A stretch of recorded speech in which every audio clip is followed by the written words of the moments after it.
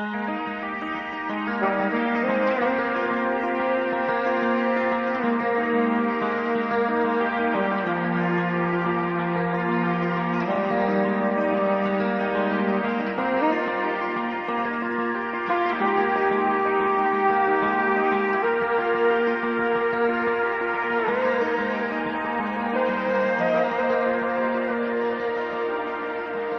had been asked to give a lecture at Birkbeck University, London, but while sitting in the audience for another lecture, we were told that the lecturer had cancelled. After being spotted in the audience, I was then asked by the organisers if I would be able to stand in and give a spontaneous lecture there and then. What you're about to hear is a recording of that spontaneous lecture, loosely entitled An Introduction to the Occult Art of Law. I kind of set upon this subject called law. I found it very interesting. One of the first guys I met was a guy called John Harris. Some of you may know him. He's passed away last year, and we became friends. It was only through knowing him and doing a lot of research that I realized just how much hold law has over us and our lives and the way we think and the assumptions we make. There's a whole different language. It's known as legalese. It sounds like English, but it isn't. It's got very specific, well-defined meanings, which is why it takes so long to get a legal qualification. And I guess I better start at the beginning. On one side you've got law, and on the other side you've got legal. And they're two entirely different things. Never the twain shall meet, really. To make it quite simple, all acts, statutes, instruments, and what is legal is not law. It's only given the force of law if you consent. Okay? So that just goes on to one side. Legislation are the rules of a corporation, whereas law is kind of natural. It's something you're born with. It's like, as a child, most of us know the difference between right and wrong. It's one of those reasons why I guess they don't want to teach law in school, because children already know the difference between right and wrong.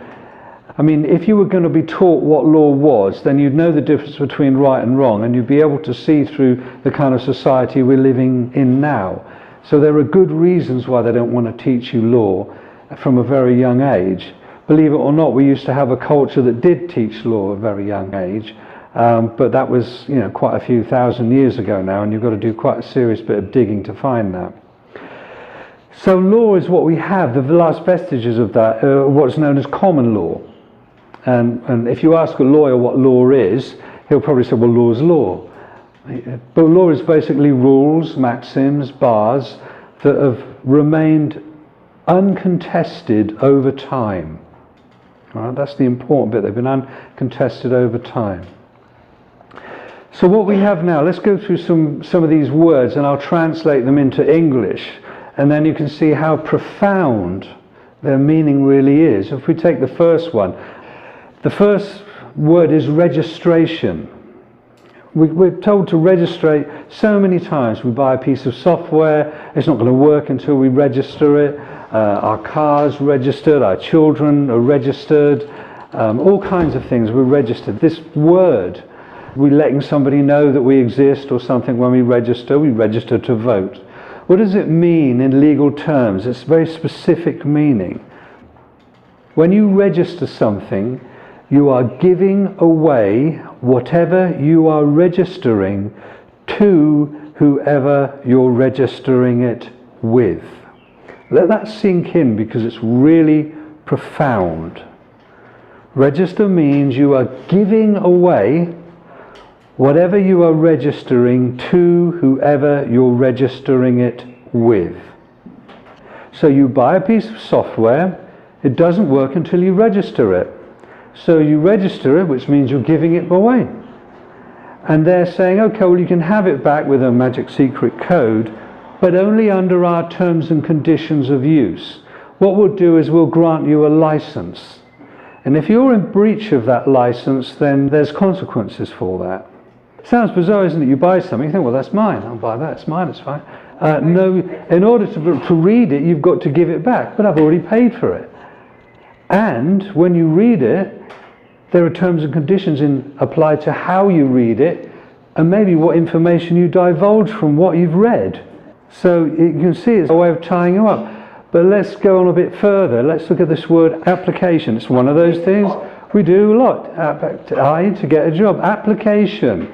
17th century translation to that. As it is today, application means you are a beggar.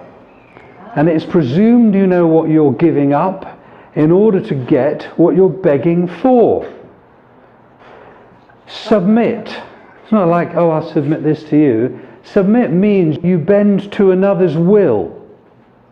So if you submit an application to register, what you've done in terms of legal is you've given up all your rights voluntarily. Because remember, there's laws against slavery, but there isn't any law against voluntary slavery. We've been deceived, and it is a deception. It's an immaculate deception, really, when you start getting to the bottom of it. But let's go to the next bottom line here. What else do you register? Well, you register your birth, don't you? Your birth is registered, and you get a certificate. And if you look at that certificate, and it's an incredible document, really, when you start reading it with legal eyes, you just think, oh, it's got the mother's name in it. It hasn't got the mother's name. It says informant. And on the back of it, remember, it's got the Crown Corporation logo on it. By the way, the Crown is a corporation, it's not the Queen. On the back of it, it says, this is not proof of identity. Well, you think how many documents are derived from that birth certificate? Your driving license, your passport, your NHS thing, all of it comes from it. So if it's not proof of identification, what does it mean legally? So you're kind of left with this conundrum. I've registered my birth, I've got this bond back. Bond is an abbreviated word. Where do you think the word bond comes from? It's really obvious. It comes from bondage. You've been registered. When you register something, you give something away. You've been given into bondage to the Crown Corporation. This is legally what it means. If you're given into bondage to the Crown Corporation, and we can prove it because there's a certificate that says that's the case, what does that mean? What's the bottom line here? Well, I'll go back to a little bit of history now. I haven't got anything behind me, but those of you who used to play Monopoly probably can remember that a pound sign used to kind of be like this, and it had two lines through it. Remember that? Yeah. And the dollar sign had kind of like this S, and it had two lines through it. So it had two lines through it. Now, the pound used to be called sterling. It was called sterling for a reason, and it was based on silver. And of course, in America, the dollar had the same two lines through it, and it was all the silver dollar. That's what it was. But in 1929, the banks owned everything. They owned absolutely everything because of a thing called the Wall Street crash, which they brought about into existence. And then they also changed things. They changed the pound sign so it had one line through it, and the dollar sign so it had one line. So they removed one line. Well, if the banks owned everything, the money in circulation then has a different value. There's something else backing it. If silver isn't backing it anymore, what is backing it? And around about the same time in 1933, a guy called Colonel House, who worked for the Rothschilds banking cartel, among other people, came up with this idea of registration. And he's quoted as saying, not 1 in a million people will work this out. Because they had to, if the banks own everything, then the country's bankrupt. They have to find a way of carrying on business and commerce, don't they? So they need something else that's backing that currency. The way that it works, and I'll give you a process, because I'm a shrink as well, but I'll give you a process. We deal with things in terms of process, because you can get lost in content, which is the detail of things. So if I was, say, for example, a dairy farmer. Now, I'm a dairy farmer, and the bank says, sorry, Alan, we've lent you all the money we can, we're going to foreclose on you, you're bankrupt. But good news is we'll keep you on as a manager, seeing as you know a bit about what you're doing. So we now own your farm, and you now work for us. But what we'll do is for every calf that's born, we'll extend you credit based on the milk and cheese and meat that it's going to produce in its lifetime. You register that calf with us and we'll extend you credit based on the milk and cheese and meat it's going to produce in its lifetime. Well, you are the cattle. You are those calves, because when your births were registered, money, it's called a fiat currency, is put into circulation, and it's based on the wealth that you can create in your lifetime, your labour. That's basically what it is. I tend to look at that term as your sweat equity. So that's what backs currency. It's a promissory note. A promissory note is a negotiable instrument.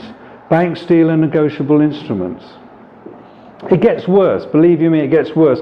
And I'm probably going a little bit too far, but I guess the point of this talk is to hopefully stimulate you guys to do your own research. So if I can throw enough stuff at you and go, what that guy said can't be true, it can't possibly be true, I'd say, I'll welcome you. Do your own research and find this out for yourself, because the more people that know this, how we're caught in this situation, the more people that have the knowledge about it, the easier it will be for us to get out of this trap. It does get worse. It gets much worse, actually, when you look at it. For example, there's a thing that goes along with the birth certificate. A bond is created, obviously, a contract, and that's worth money.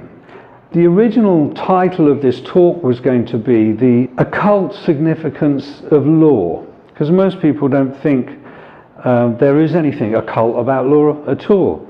And those that would do any research would go, oh, that's absolute rubbish, Alan, that can't possibly, that I'll totally reject that. And by rejecting it, lose the opportunity to begin to comprehend what's really going on.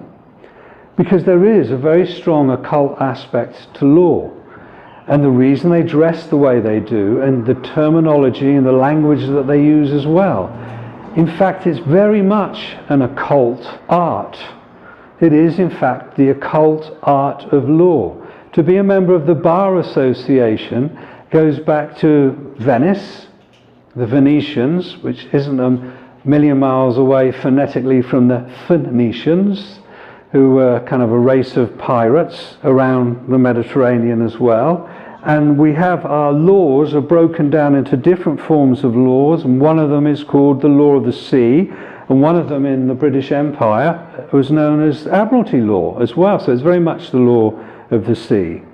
The law of business, the law of commerce, the law of money, the law of trading. Trading in slaves, trading in bales and bonds and surety. In fact, the word courtio, which is where we derive the word court from in Roman times, means to deal in bonds and surety. If you wanted justice, you go to the basilica. That's where you would get justice. Not a court. Court just deals in bales and bonds. The bench is a place, if I'm a king and I own a marketplace, I've got my guys who are on my firm there, they've got a bench and they settle the disputes in the marketplace, in the bonds and the sureties, what goes on there. If someone's sold something, it's been underweight, then my guys come in and they decide what to do. And if you want to trade in that marketplace, you sign a contract. You have to be allowed, you get a license to trade. Remember I say you register, something's given to you, it's taken back to you. There are now terms and conditions. If you want to trade, you have to register your business. You have to give it all away, and it all comes under one heading, one big pyramid under the top of it, the Crown Corporation. They own it all the businesses, the whole thing, they own it all. It's registered to them. They decide what goes on. They own the money that you have. You think, this is my money in my pocket. It isn't. It's a promissory note. And your tax, some of the tax you pay is the rent for using that. It's theirs. They own it all.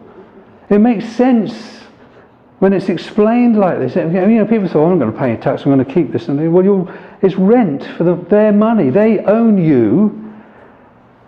And the occult aspect of it is that they own your mind, Your body, and believe it or not, they believe these guys are completely off their dials. Your soul. This is why they have all the gold, because gold is an immortal metal.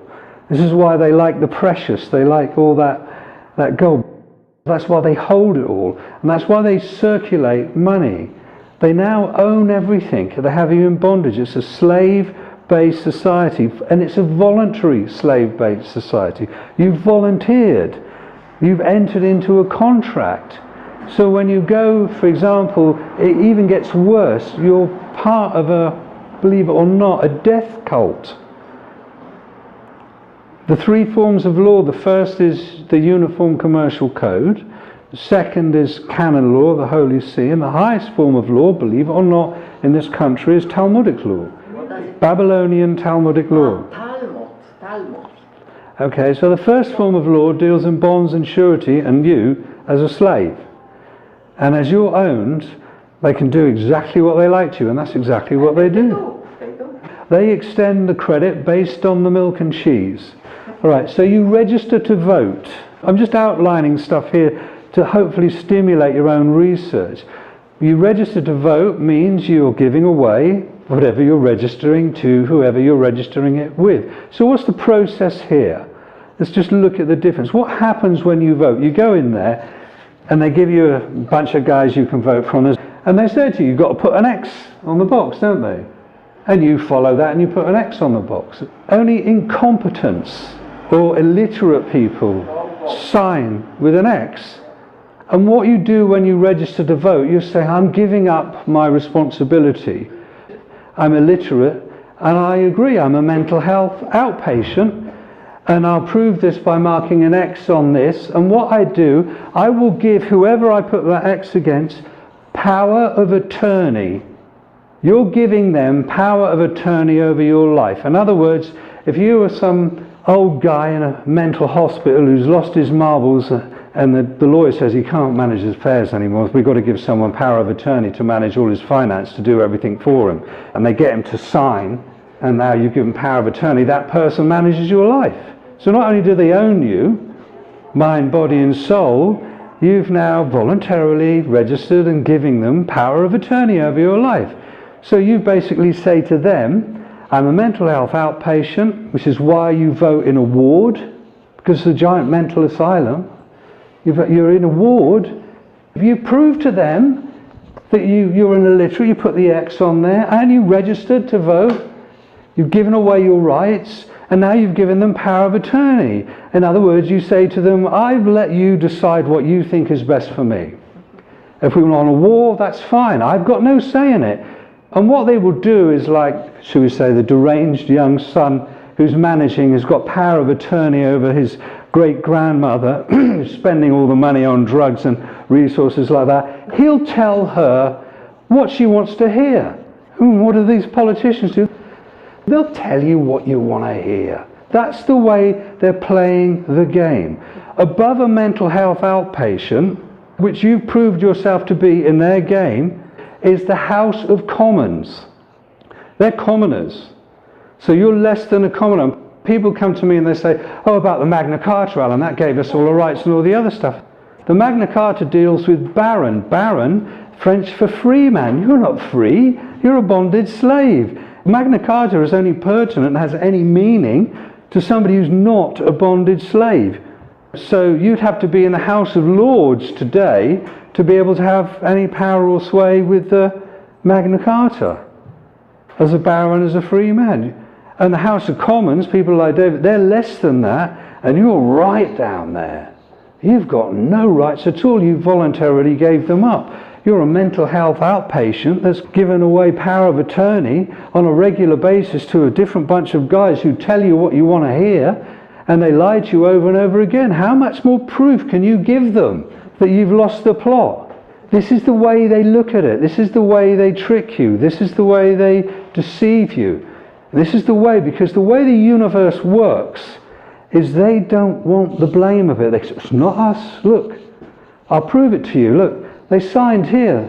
This is your signature. Signature, that's another one. Signature means sign of nature.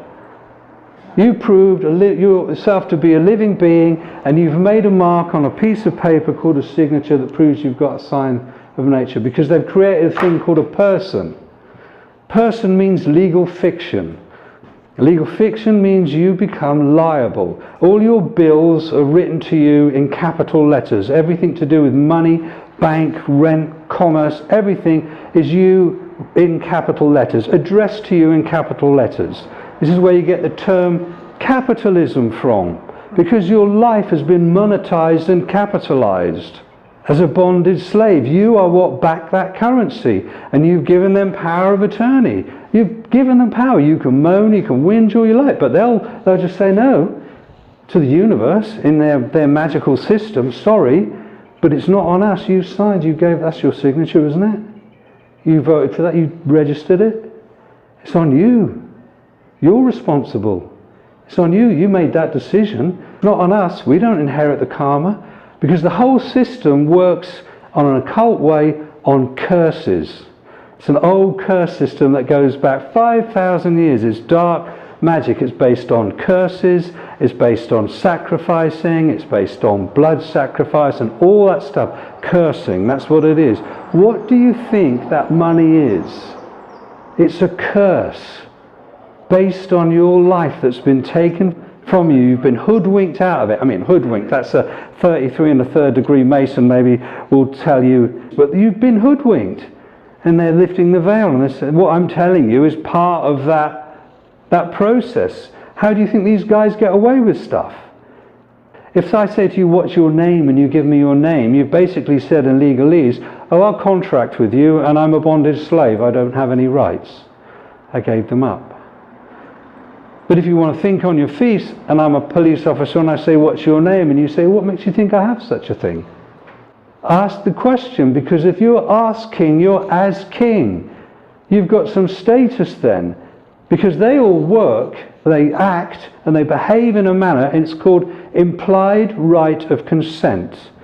They are going to behave in a manner that suggests to them that you've all consented, and unless you rebut that consent, unless you stop that, unless you say, hold on a minute, I'm not consenting, I do not consent to this, I am not a name, I'm standing under common law, if you want a contract, I'll be happy to contract with you, my fee is £900 an hour, do we have a contract, yes or no?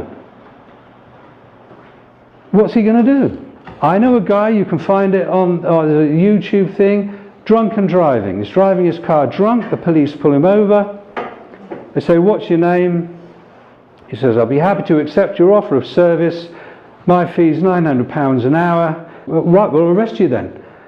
Because that's what they normally do. They'll kidnap you until you give them your name. If you get caught on a train and you haven't got a ticket, they'll kidnap you until you give them the name. Because they want what's a thing called joinder, which is your name and address and your birth date. Because they want your bond. They want the details of your bond. They want that for a very good reason, and I'll get back to that in a minute. So he gets arrested, he goes in there, and eventually the sergeant's there, and oh, we've got this guy, he won't give us our name, I'll put him in the cell, then he's drunk, da-da-da-da-da. They let him go the next day. You want me then? Yeah, the point is that they let him go. The reason, here's another one, it's really mind-blowing the way the whole stitch-up goes, is that bond that was created at your birth, there's a thing, fancy French word, it says c'est de vie, which means for the benefit of another. It was something that was created after the Great Fire of London, when they were trying to find out all the dead people, all those people that were missing and all the other stuff. But on one side, but on the other side, they were trying to raise a new form of currency, of credit, because remember these guys, these Templars had done it before. How do you think they financed those big, nice Gothic cathedrals and all the rest of that with their money lending, international banking scams and all that? But that's another history. But in 1666, after the Fire of London, they created a c'est de vie trust. The way they work it in terms of the occult side, they say, okay, you're born, you're created by the divine, and therefore you inherit the earth.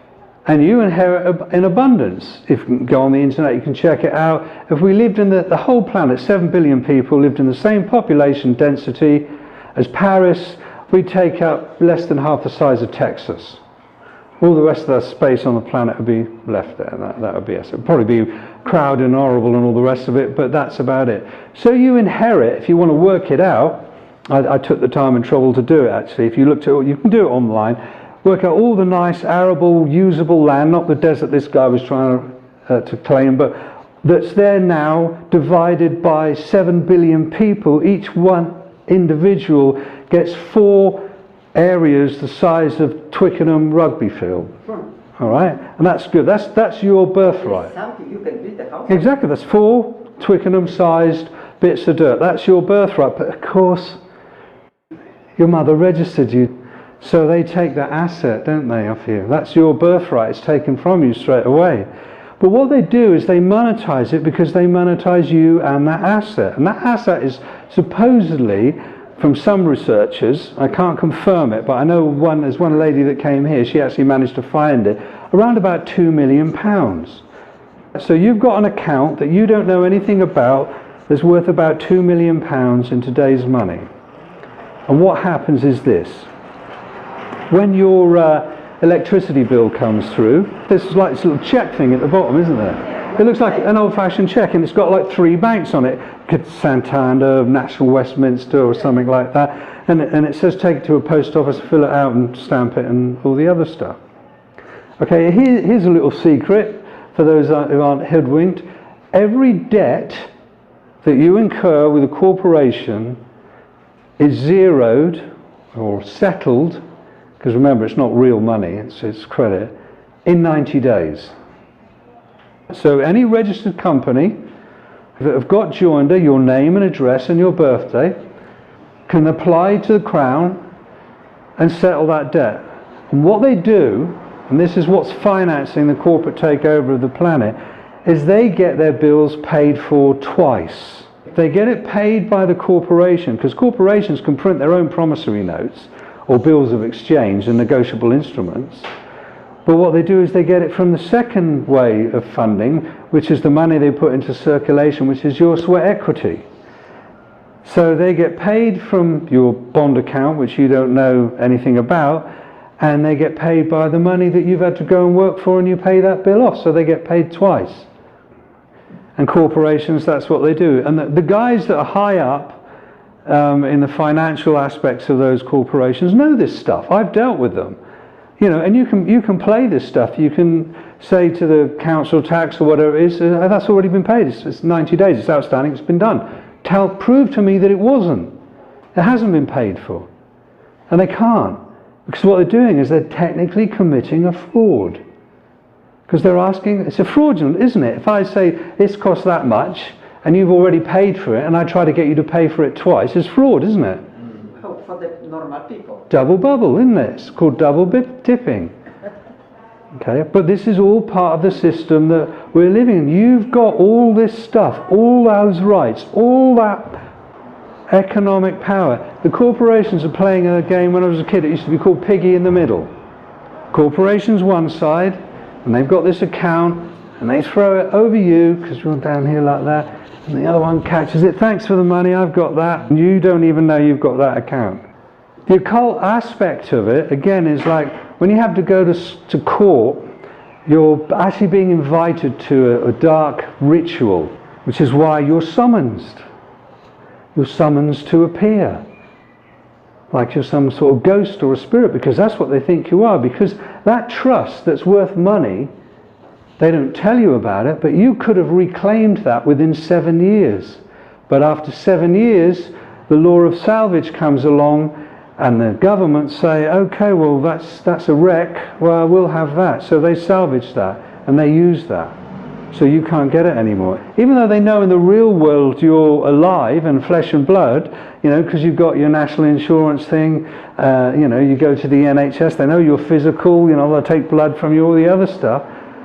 This occult system doesn't see it. They're off their dial, these guys. Unless we begin to see that this is what's really going on, instead of just going, oh no, this is just preposterous, absolutely preposterous. How can this possibly be the case? Unless we kind of just, you know, open up our horizons a little bit, honesty, open-mindedness and willingness and go, okay, well, I'll entertain this for a while, I'll do a bit of research and see if there's anything what this crazy guy was talking about. Do it yourself, check it all out. You're summoned to appear in a court. Why are you summoned? Because as far as they're concerned, you didn't collect that account within 7 years. So there, you're presumed dead. So if there's any liability, then they have to summon you, because that's what you are, you're a spirit.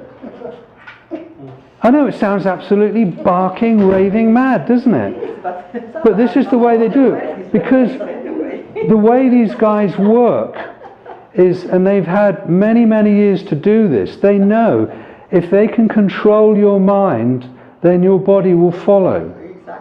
And they will use all manner of things. Just round the corner from here, there's a thing called the Tavistock Institute. Those of you that do a bit of research or do a bit of shrinky stuff like me, no, it really does some good work, but it's got some extremely dark aspects to it. And its whole founding is extremely dark. It's about mind manipulation. And really, when you start realizing how you're controlled in this system, they don't mind what religion you believe in. There is only one religion, and that's the religion of money, and they want you to believe in that more than anything else. That's what they're selling you, is that religion. You can go one day a week if you like to your church or whatever it is you go to and feel good about yourself. That's great, because as long as you go back the extra 5 days and you work, because that's your worth, that's your offering. You are handing over your will and your life to the god money. And for those people who don't know it yet, the word mortgage comes from la mort, death grip. Death grip, that's where it comes from. You buy one house, you have to 6. By the time you pay the last installment, your life is finished. Since you brought up the mortgage thing, say you decide you're going to buy a house in London, so you need £1 million at least, won't you, to buy a house in London. So you go in there, you go to the bank, and the bankers are the high priests of Baal. That's right, yeah. All right, God money. They're the high priests. And they sit you down and go, oh, you want to borrow some money? Well, the first thing they want to know is they're putting a scam on you is, what's your sweat equity worth? What do you earn as a slave? How much are you worth as a slave? That's it, first question. So the first thing they do is they'll say, okay, we'll get you to sign this. And what they do is they get you to sign, remember, sign of nature, a promissory note. And they've got your name and they've got your address. So they take that promissory note and they put it in an account, and they, out of thin air, create £1 million. Yeah. They always do it double dealing, double bookkeeping. They've got your bond that you don't know you have, and they've got all your details. So if you die, that's okay. That exists. It's got currency. And then they'll talk you into an insurance policy. It's called a life insurance policy. That's the one they'll like as well. So you go into the bank, and your signature has created £1 million. Okay, all right. So in effect, you've actually already bought the house.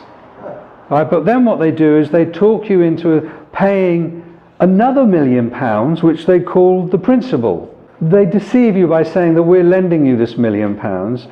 So you've gone into the bank as a sovereign, created, living being, soul, flesh, blood, inheritance and everything. Your signature's created £1 million. They've got an undertaking from you now to work for the rest of your life to create another £1 million, and they're going to charge you interest on that as well. So you've created £2 million plus whatever interest they want to put on the top of that. What have the bank risked? A big fat zero. But then that's the religion, isn't it? Because they get you to go out there. You are handing over something of value on a daily basis. When you clock in or you go to work, you're giving the most valuable thing that you've got, your time, your life. That's you paying homage to their God. Okay, you can go one day a week somewhere else and believe that you're doing something else. But physically, in your reality, you've got no choice. You're in bondage. You want to talk about freedom? Tell me how long you're going to last without money in your pocket. And then you see how much freedom you got. That's the reality. That belief is so powerful. I mean, if you were to get £100,000 in used notes and just throw it on any street, Trafalgar Square or somewhere like that, you'd see complete insanity. You see total violence breaking out. I've worked in rehabs. I've specialised in the treatment of addictive clients, you know, drug addicts, alcoholics. And their parents would come in and they would say to me, well, he's done detox, he's done his cold turkey, surely those cravings are gone. You know, he's not physically addicted to it anymore. I said, oh, no. And they look at me like this. I said, no, it's a psychological addiction that's the most important thing. I said, they're addicted to a mood and mind-altering substance. And they said, well, we don't understand, you know, as long as he doesn't drink anymore, as long as he doesn't do any more heroin, he'll be fine. You know, that's what changes his mood and his mind. And I say, okay, here's a table. I'll put a wee baggie of smack, some brown on the corner there, a bit of coke, bit of marijuana, a bit of nice grass, a nice sticky bud, say, something like that would be nice. Some bottles of Moet Chandon, some Nuit Saint-Georges, a few bottles of Rioja, all right, if you want, a couple of tins of Tennant's, or special brew. What would you like? And they go, oh no, we're not really interested in anything. I said, I'll tell you what, I'll put £5,000 in used 20s. Oh, that would be nice. How would that make you feel? And they go, oh yeah, that makes me feel great. I said, okay, all these other substances, if you imbibe them, there's a chemical reason that's going to change your mood and your mind. But you're telling me this printed paper is going to make you happy? Is going to change your mood and your mind? Watch them on the game shows when they win something. Watch them with the gambling. Watch them. That's a mood and mind altering substance that's more powerful than all the other ones on the table. Because all the other ones on the table, you can get rid of that addiction. You don't have to be addicted to that. There's ways around that addiction. But that other addiction, that psychological addiction, you try getting along without that one. Even if you want to, even if you try not to. It's probably the hardest addiction that there is. Exactly. So that's what you're kind of dealing with in terms of the mind programming and the addiction. Now it sounds really dark and gloomy and all the rest of it, but there is a solution, and really the solution is always been there. And this is probably why it's going to sound a bit cheesy and corny. That the solution is a thing called a spiritual program. Is to reclaim your soul, your sense of value, your sense of worth. You know, and there are plenty of spiritual programs out there that don't demand you give them shed loads of money and all the other stuff. In fact, if you want to find the genuine ones, they'll be the ones that won't be wanting the money for you, because they'll be on that spiritual program themselves. And there will be one out there, if you really want it, that will fit itself perfectly to what you are. I know one. Yeah, well, there's one that will suit you. There's one that suits everybody here. But what you have to do, and this was the one that got me when I worked in rehabs, the reluctance that people would have to pray. There's a meaning in this word, pray. It's because part of our social program is we have I'm going to get a bit shrinky now, we have what's called a reflective action of consciousness. That's us thinking, we're reflecting, we're not in the moment. It's a reflective action of consciousness. And what tends to orchestrate that, and it's pre-programmed to a certain extent, and it's hardwired in, it's a thing called an ego. It's certainly my old adversary, self-importance, which of course is what the whole money thing gets you in. It's got statutes. Statutes are about status. That's where you get the term statutes from. It's an act, it's not true. It's a fiction. You've been caught, you've believed in a fiction, you believe you're something that you're not. It's a deception. Maya. So you're trying to get back to who you really are and what you were really created here to do. And the thing is like when it gets to the making money thing, it's all about competition, isn't it? Dog eat dog, all that stuff. And you can sell anything, you know, you can sell arms, prostitution, drugs, the whole thing. The more money you have, this has been around ever since human beings have been around. So there is a way out. You know, I'm not going to tell you what mine is, but I found that way out, and I'm sure if you really want to, you can find your way out, but you have to do it, because at the end you won't, as I found, you won't find any kind of real value in that money material thing. You have to be true to yourself. And that's the important thing. A human being could mend a bird's broken wing and make the desert green again. We have that ability. It's been given to us. There's a difference between given and grant. There's an aspect of you which has been given to you. In other words, you do what you like with them. That aspect of you that has been granted is finite. And that's your life in this particular realm, in this dimension. You don't know how long you got. And you're willingly to sacrifice it to get money and stuff like that, you know, and to be part of this system.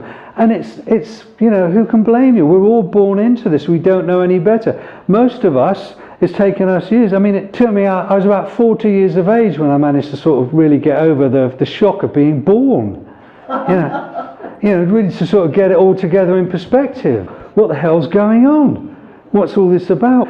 All that stuff that wasn't mine that had been dumped on me, and I was going, well, no, that's not mine, that's that. I don't want that, you know, that's, right, this is mine, that's who I am, right, I'm going to do that. Because, you know, if you're true to yourself, then a pathway will open up to you. You know, it will find its way if you connect to the universe in that way. Because remember, these guys that have created this spell, they know how the universe works.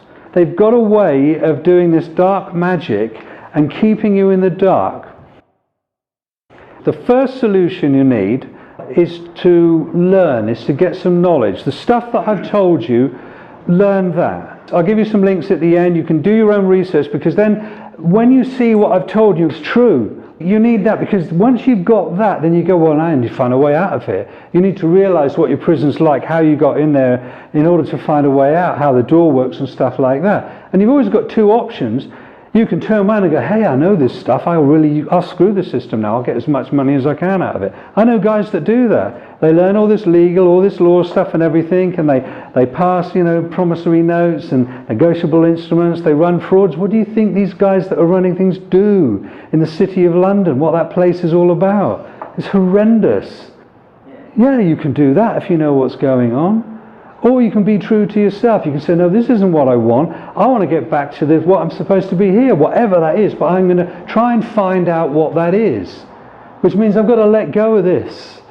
So whatever that standard of living I had before, and whatever it was based on, I might have to take a different set of life choices and find out what that is.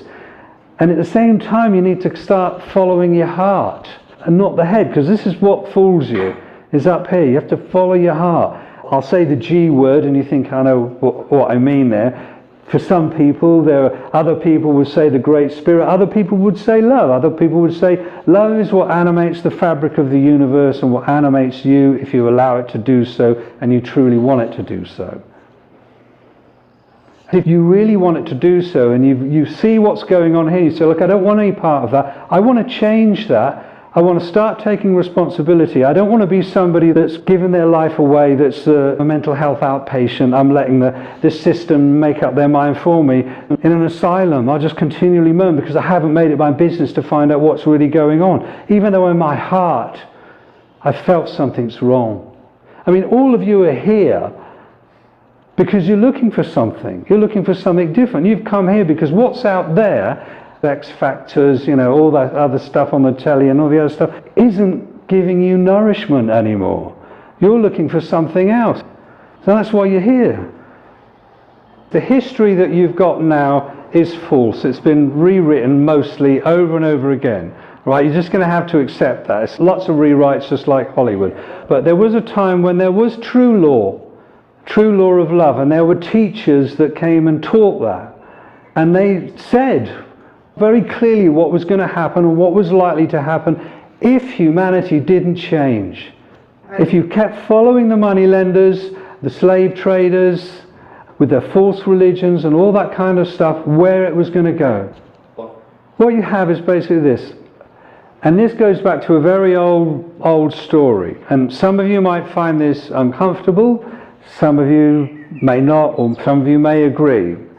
But as far as my researchers can work out, we are genetically created vehicles. We have these genetically created vehicles, and they were created by beings that, shall we say, were fallen, i.e. they didn't have souls. And we were meant to be their slaves.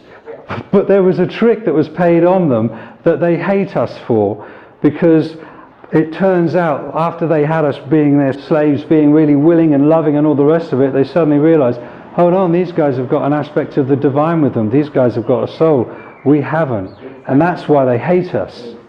And these people, if you want to put it in a psychological term, or these beings, or because I'm not interested, I don't even care if you're a reptilian alien. I'm only interested in one thing. I don't care if you're black, white, yellow, wherever you come from. I'm only interested in one thing, and that's the quality of your consciousness. What is it that's inhabiting the vehicle you're inhabiting? Where's that at? Where does that want to be? Where does that want to go?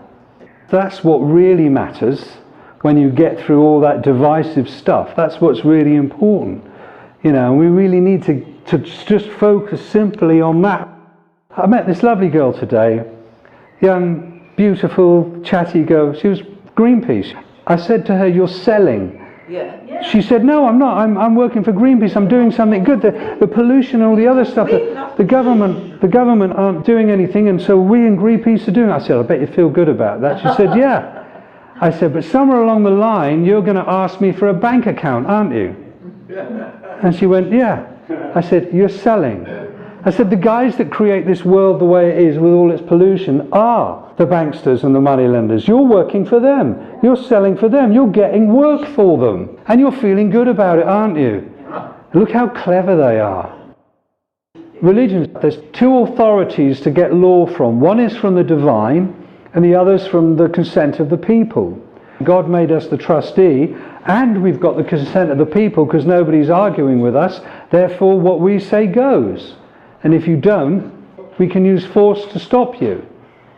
You don't have to consent. Even Theresa May says we have a police force in this country. We are policed by consent. Let me just go through this very quickly. There's two things to a police constable. That's two things. Police. The term police comes from policy. The policy man is enforcing the policies of the Crown Corporation, of which you are a citizen, which means worker, which means slave, and you've handed your will and your life over to that.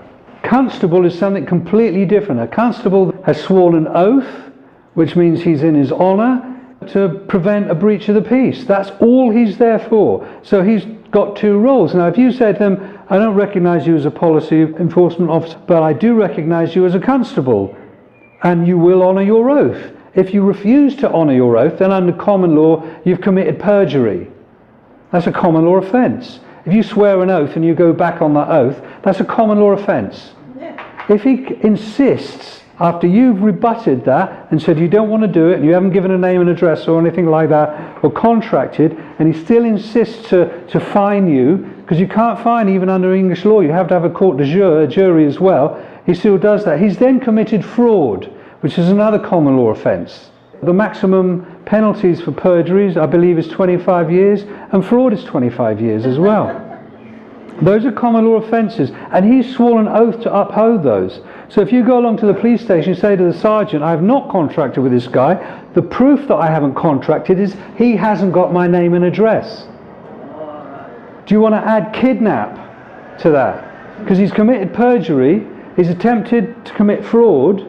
Are you going to kidnap me until I give you something that isn't my property? Because that name isn't my property. In other words, you're asking me to give you something that isn't my property. As a police officer, do you think that's a good thing to do? Well, I'll wind up. My intention was to stimulate you guys to do some research. I hope that's what you've done. Next week we've got a meeting in this room I was again. waiting for this all my life, love. Thank you very much.